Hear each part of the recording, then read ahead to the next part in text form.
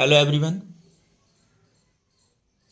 welcome to our YouTube channel Smart Indian Model School.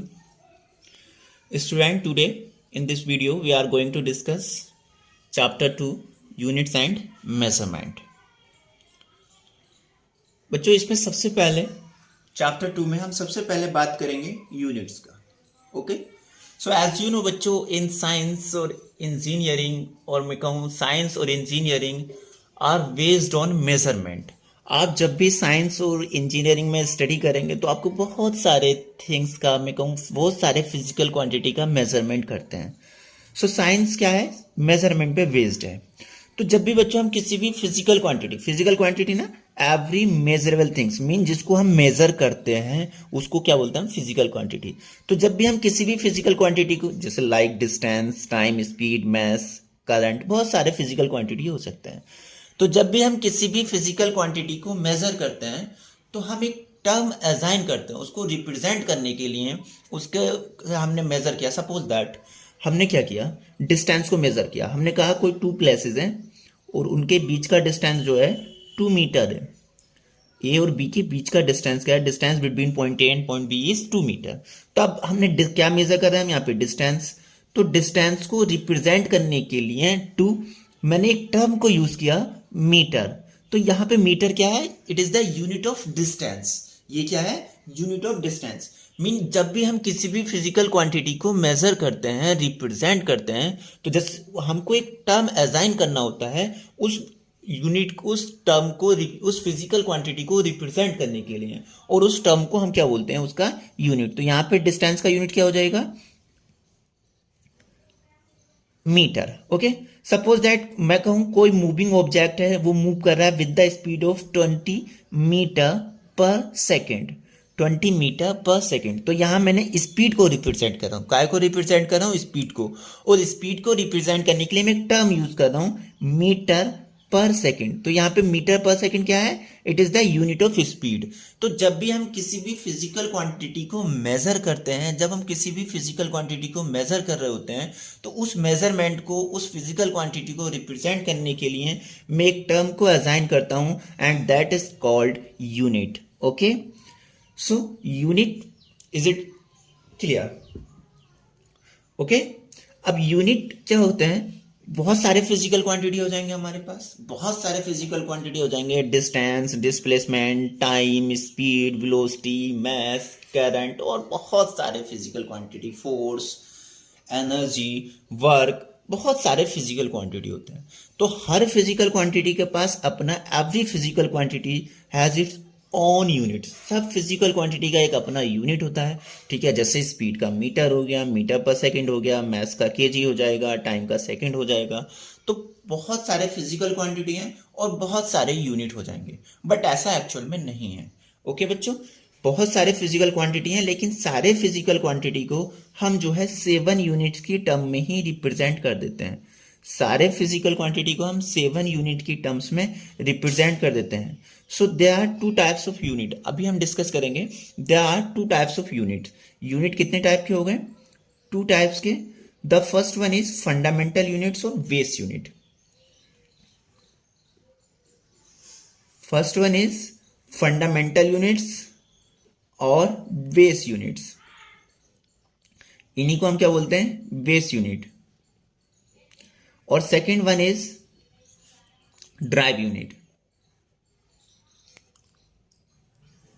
Second one क्या हो जाएंगे, derived unit. अब fundamental units क्या होते हैं, तो बेटा फंडामेंटल यूनिट्स क्या हैं, fundamental units are units of fundamental quantities, और मैं कहूँ यूनिट ऑफ बेस क्वांटिटी. और फंडामेंटल क्वांटिटी के जो यूनिट हैं वो क्या होते हैं, उनको क्या, फंडामेंटल फिजिकल क्वांटिटी जो हैं उनके यूनिट को हम क्या बोलेंगे, fundamental unit. So they are 7 fundamental physical quantity. मैं कहूँ they are 7 fundamental physical quantity. कितने हैं फिजिकल, 7 फंडामेंटल फिजिकल क्वांटिटी. और बाकी के जो फिजिकल क्वांटिटी अब रह गए जी, बात बाकी की. अभी मैं कह रहा था कि बहुत सारे फिजिकल क्वांटिटी हो जाएंगे और उनको रिप्रेजेंट करने के लिए हमको सबका अलग अलग यूनिट चाहिए होगा. बट एक्चुअल में ऐसा नहीं है। हमको सिर्फ 7 फंडामेंटल यूनिट्स होते हैं, 7 फंडामेंटल यूनिट्स रिक्वायर्ड होते हैं। बाकी के जितने भी यूनिट रह जाते हैं उनको हम इन 7 फंडामेंटल यूनिट्स के टर्म में रिप्रेजेंट करते हैं। ठीक है, इन 7 फंडामेंटल यूनिट्स के टर्म में रिप्रेजेंट करते हैं। मीन बाकी के जो यूनिट होंगे उनको इन 7 फंडामेंटल यूनिट से मिला करके हम बना लेते हैं। ठीक है, सो उस ये जो बाकी के जो यूनिट हो जाएंगे अदर देन 7, वो क्या कहलाएंगे? Derived unit. उनको हम इन 7 टर्म से मिला करके या ड्राइव करके लेके आते हैं। ठीक है, तो बाकी के क्या हो जाएंगे? Derived unit. सो कितने टाइप के यूनिट हो गए? वेस यूनिट एंड फंडामेंटल यूनिट्स। वेस यूनिट और वेस यूनिट एंड ड्राइव यूनिट, और वेस यूनिट को ही हम फंडामेंटल यूनिट्स भी कहते हैं। तो बेस यूनिट कितने हैं? 7। बेस यूनिट कितने होंगे? ओनली 7 है। और बाकी के अब कितने भी यूनिट रह गए उनको हम इन 7 यूनिट के टर्म में रिप्रेजेंट कर सकते हैं, और इन यूनिट्स को ही हम क्या बोलते हैं? Drive unit. Okay, fundamental unit set, एक सेट बनता है फिर फंडामेंटल यूनिट्स और ड्राइव यूनिट। फंडामेंटल यूनिट्स और ड्राइव यूनिट का एक सेट बनाएंगे, और इस सेट को हम क्या कहते हैं? Complete set of fundamental units and base unit is called unit system. एक ग्रुप बन जाता है मैं कहूं, और उसको हम क्या बोलते हैं? Unit system. Unit system. अब एक्चुअल में बच्चों होता क्या है? बहुत सारे हमारे यहाँ पे हमारे वर्ल्ड में बहुत सारे लैंग्वेज हैं, बहुत सारे डिफरेंट एरियाज हैं। तो हर बहुत सारे एरियाज के साइंटिस्ट क्या करते थे? अपने हिसाब से चीज़ों को मेजरमेंट करने लगते थे। जैसे कहीं पर साइंटिस्ट डिस्टेंस को मीटर में मेज़र कर रहे हैं, कहीं पर आज भी जो है डिस्टेंस को फुट में मेज़र कर रहे हैं। तो मेज़रमेंट की अलग अलग क्राइटेरिया साइंटिस्ट हैं, बहुत सारे लैंग्वेज हैं, तो अपने अपने हिसाब से उन्होंने बना लिया। तो ऐसे बहुत सारे यूनिट सिस्टम हो गए थे, बहुत सारे यूनिट सिस्टम हो गए थे। तो आज भी 3 यूनिट सिस्टम ऐसे हैं जो आज भी बहुत सारा यूज़ होते हैं, एक वाइड उनका यूज़ है। ठीक है, तो जो 3 यूनिट सिस्टम है उसमें सबसे फर्स्ट हम बात करें CGS system, CGS unit system. Second is FPS unit system, FPS unit system. And third one is MKS unit system, MKS unit system. देखिएगा, इसको समझिए। सीजीएस यूनिट सिस्टम मीन अगर कोई भी सीजीएस जो फर्स्ट टर्म है किसी भी यूनिट सिस्टम में, ये जो फर्स्ट टर्म है ये रिप्रेजेंट कर रहा है डिस्टेंस को, सेकेंड टर्म मास को रिप्रेजेंट कर रहा है, और थर्ड टर्म टाइम को रिप्रेजेंट कर रहा है। तो अगर कहीं पर डिस्टेंस को सेंटीमीटर में, मास को ग्राम में और टाइम को सेकंड में मेजर कर रहे हैं तो उस यूनिट सिस्टम को हम बोलेंगे सीजीएस यूनिट सिस्टम। ओके, अगर डिस्टेंस को फुट में, डिस्टेंस को फुट में, मास को पाउंड में और टाइम को सेकंड में, मास को पाउंड में और टाइम को सेकंड में मेजर करेंगे तो उस यूनिट सिस्टम को क्या बोलेंगे? FPS unit system. अगर हम टाइम को डिस्टेंस को मीटर में, मास को केजी में, मीटर केजी और टाइम को सेकंड में मेजर करें तो उस यूनिट सिस्टम को क्या बोलेंगे हम? MKS unit system. बहुत सारे यूनिट सिस्टम हो सकते हैं, आपने सुना होगा पहले जो डिस्टेंस को मेजर करते थे मील में मेजर करते थे, अलग अलग तरीके के मेजरमेंट हो सकते हैं। ठीक है बच्चों, बट हमने जो स्टडी करना है, या मैं कहूँ हमारे जो फिजिक्स में सारी बुक्स में जो हम यूनिट सिस्टम को यूज करेंगे वो एमकेएस यूनिट सिस्टम को हम मेजर करते हैं। और बहुत सारे यूनिट सिस्टम हो सकते हैं, तो हर कोई अपनी अपनी लैंग्वेज में रिप्रेजेंट करेगा कि ये जो डिस्टेंस है मैं कहूँ 1 मीटर है, तो वो अपनी लैंग्वेज में इसको कुछ और कह दे आके। तो इस सब से बचने के लिए क्या किया? एक इंटरनेशनल यूनिट सिस्टम डिसाइड किया, system of international unit system, और उसको हमने क्या किया? एमकेएस यूनिट सिस्टम को हम इंटरनेशनल यूनिट सिस्टम सपोज करते हैं। ठीक है, एमकेएस यूनिट सिस्टम क्या है? इंटरनेशनल यूनिट सिस्टम है। इंटरनेशनल लेवल पर, या मैं कहूँ जैसे केमिस्ट्री में आईयूपीएसी यूनिट सिस्टम होता है, वैसे ही फिजिक्स में क्या है? MKS unit system. सो यहाँ पर सारे डिस्टेंस मीटर, केजी और सेकंड में हम क्या करेंगे? सारे डिस्टेंस मीटर में, मास को केजी में और टाइम को सेकंड में मेजर करेंगे। और एमकेएस यूनिट सिस्टम ही ऐसा यूनिट सिस्टम होता है, आपके सारे बुक में ऐसा यूनिट सिस्टम को ही यूज किया गया है। ओके बच्चों, सारे बुक में कौन से सिस्टम को यूज किया गया है? एमकेएस यूनिट सिस्टम को।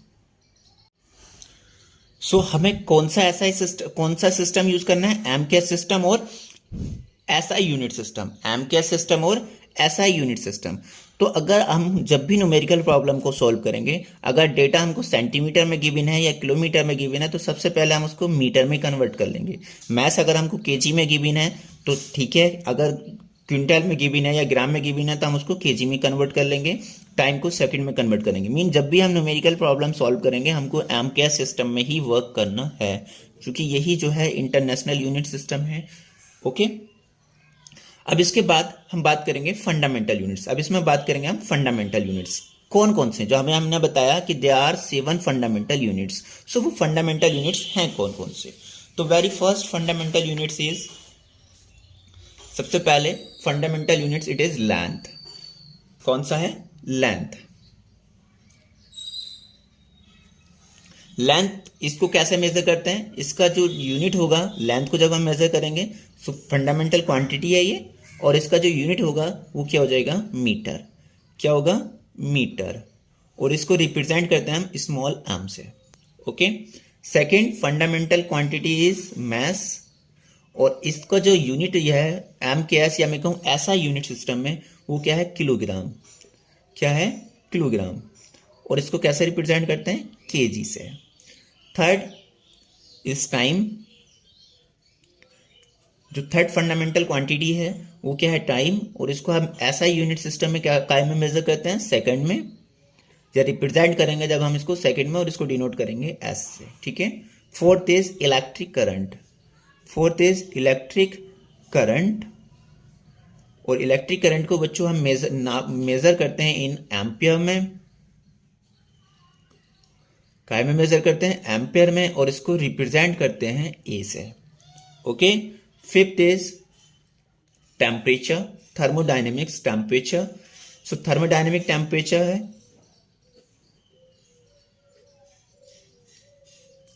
टेम्परेचर को बेटा मेजर करते हैं हम in SI unit system. Mostly आपने क्या सुना होगा, डिग्री सेल्सियस, है ना, बट एसआई यूनिट सिस्टम में हम इसको मेजर करते हैं केल्विन में। काय में मेजर करते हैं, केल्विन में, और इसको रिप्रेजेंट करते हैं के से।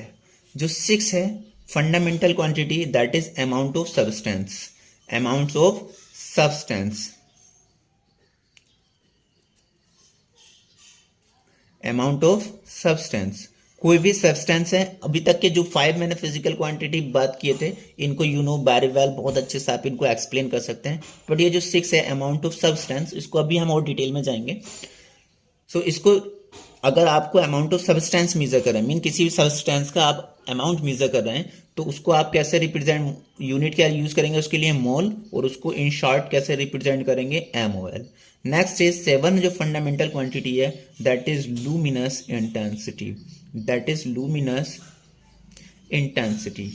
लूमिनस इंटेंसिटी क्या होता है, इसको भी आपने हो सकता है फर्स्ट टाइम आप सुन रहे हो, लेकिन इसको भी हम और डिटेल में जाएंगे।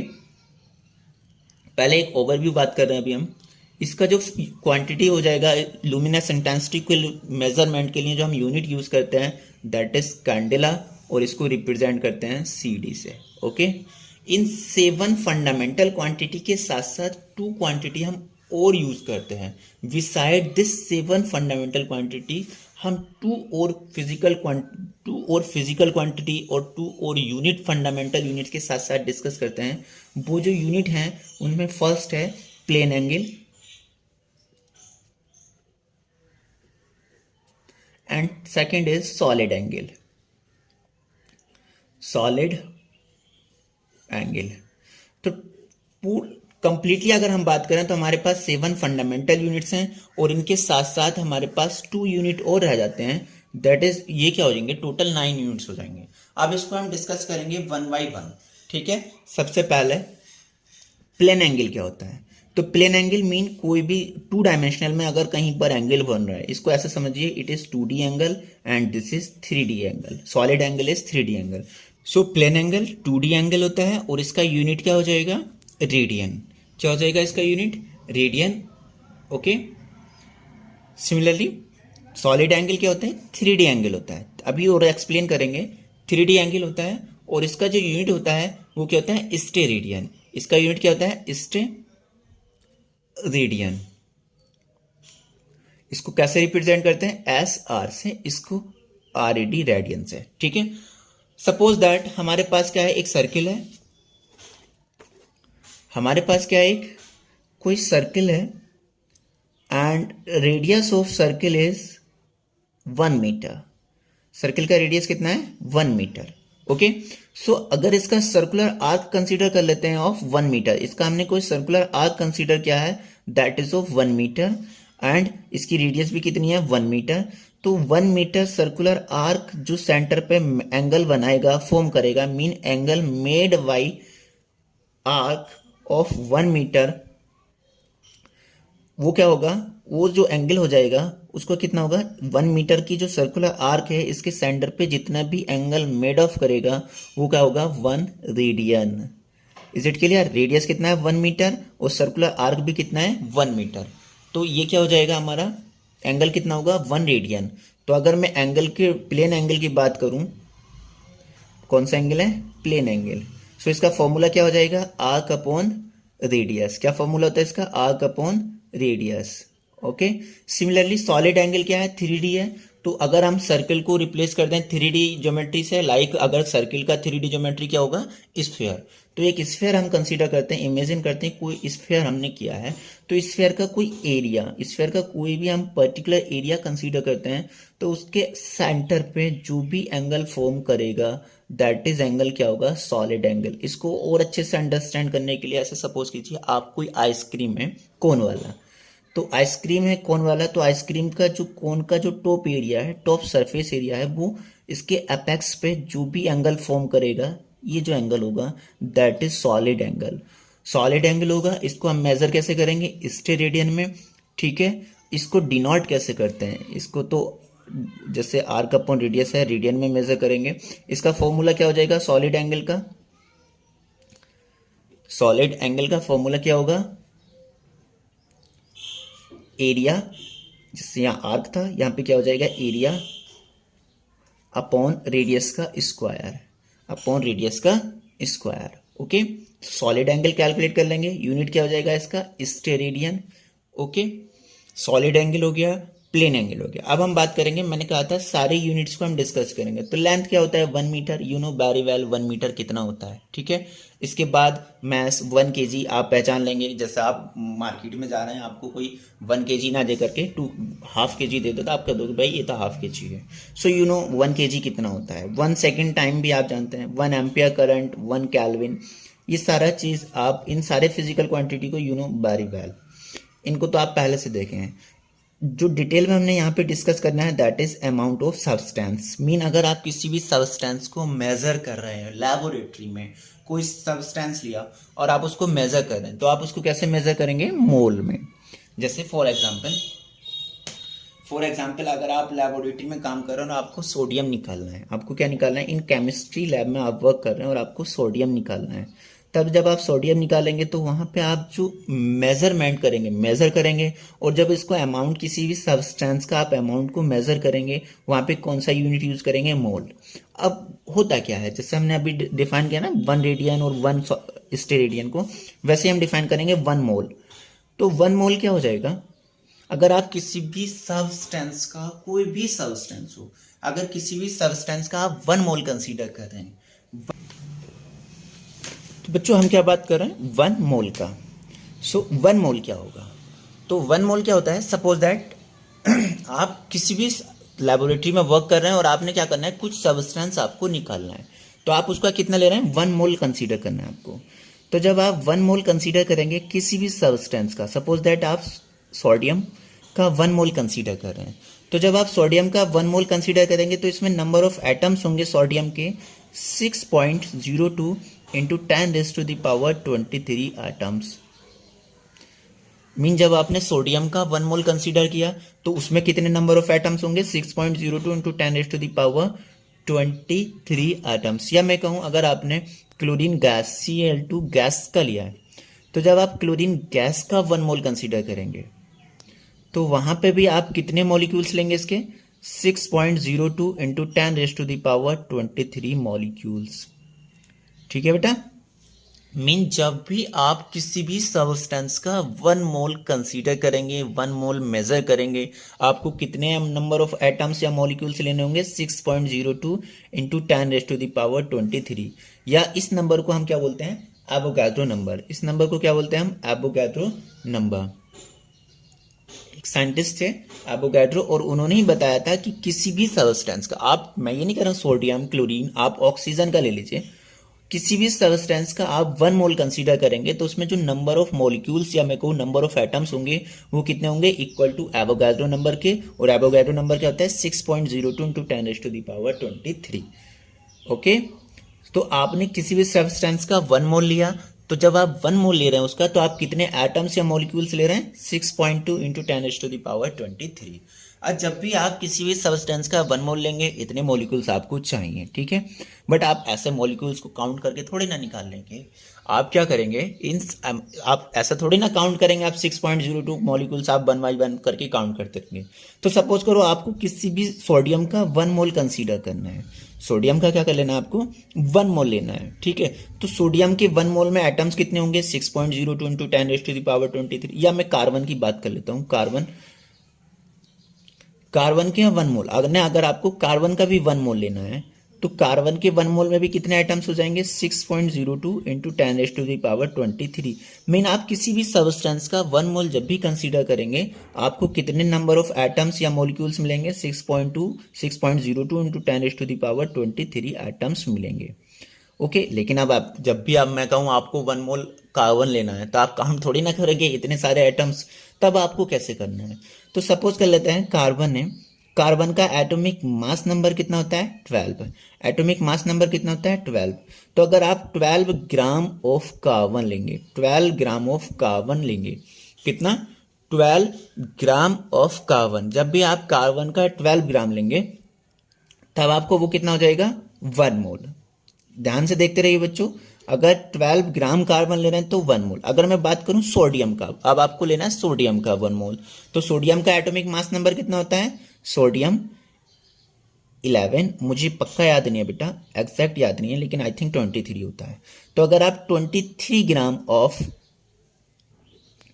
सोडियम लेंगे, 23 ग्राम ऑफ सोडियम लेंगे, तब आपको वो कितना बन जाएगा? 1 मोल, ठीक है। अगर मैं बात करूं क्लोरीन गैस का, क्लोरीन का एटॉमिक, क्लोरीन एटम्स की बात कर रहा हूं, तो क्लोरीन का एटॉमिक नंबर होता है 17 और इसका एटॉमिक मास नंबर होता है आई थिंक 35.5। सो अगर आप 35.5 ग्राम ऑफ क्लोरीन ले रहे हैं, ठीक है, सो इसमें कितने एटम्स होंगे? 35.5 ग्राम अगर आप क्लोरीन ले रहे हैं तो इसमें कितने एटम्स होंगे? इक्वल टू एवोगाड्रो नंबर, और ये इक्वल हो जाएगा 1 मोल के। तो एक बात यहाँ से हम देख रहे हैं कि अगर हम किसी भी सब्सटेंस का उसके एटॉमिक मास नंबर की इक्वल अमाउंट ले रहे हैं इन ग्राम में, तो वो इक्वल हो जाता है 1 मोल के। वो इक्वल हो जाता है 1 मोल के, ठीक है, वो इक्वल हो जाता है 1 मोल के। और 1 मोल में जो नंबर ऑफ एटम्स होंगे वो क्या हो जाएंगे? 6.02 इंटू 10⁻23। नंबर ऑफ मॉलिक्यूल्स इसमें इक्वल हो जाएंगे, नंबर ऑफ एटम्स इक्वल हो जाएंगे। इससे क्या फायदा मिलेगा?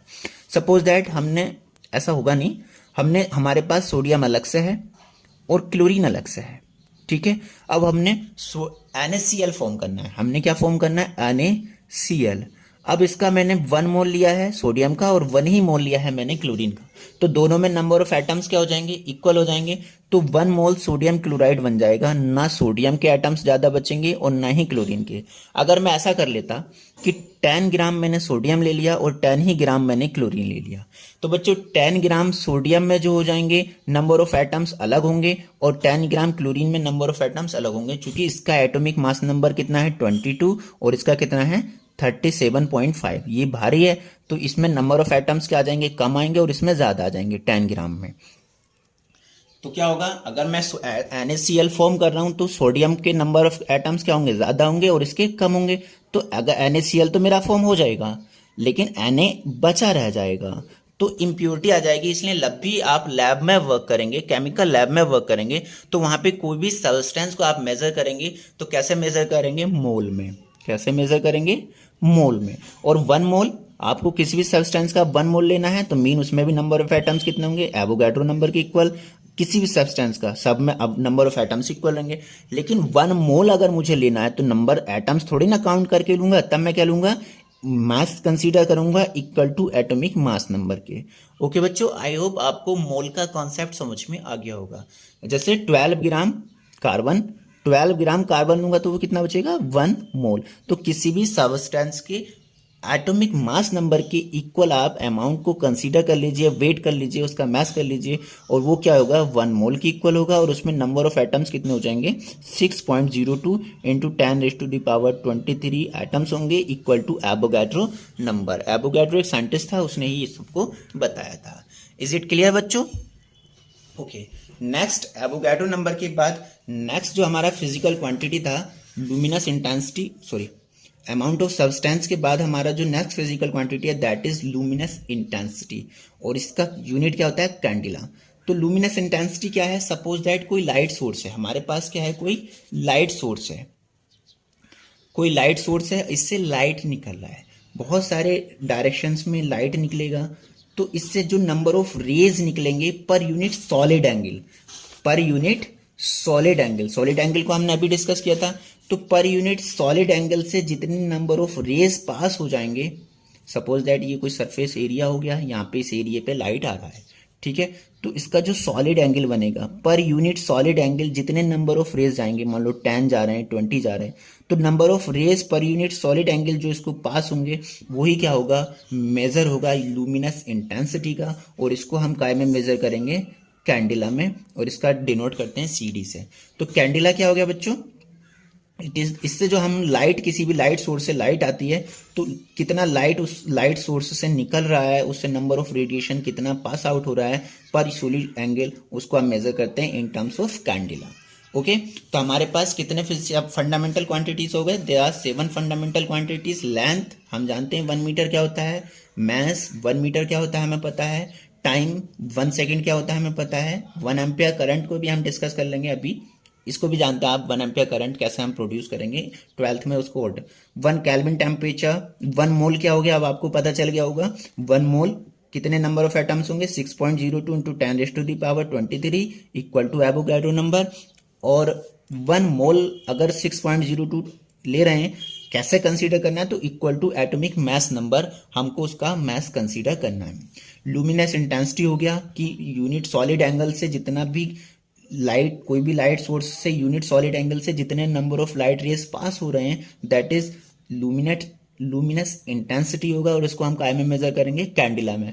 मीन किसी भी लाइट सोर्स से जो लाइट निकल रहा है, उसका कितने नंबर ऑफ लाइट निकल रहा है, उसको हम कैंडिला में मेजर करते हैं। प्लेन एंगल 2D एंगल है, कोई भी टू लाइन के बीच में जो बनेगा, that is angle between 2 lines, भी क्या होगा, प्लेन एंगल होगा, और इसको रेडियन में हम मेजर करेंगे इन SI unit system. Solid angle इसके रेडियन में मेजर करेंगे, दैट इज 3D एंगल होगा। कोई भी एरिया जो है अपने अपेक्स पॉइंट पर, या मैं कहूँ at the centre of sphere जो फॉर्म करेगा, दैट इज क्या होगा, सॉलिड एंगल। तो हमारे पास 7 फंडामेंटल यूनिट्स हो गए, beside this 2 other units, that is also we study with the fundamental units. Okay, so बच्चों आज की क्लास के लिए आपके पास इतना ही है। बाय बच्चों, टेक केयर।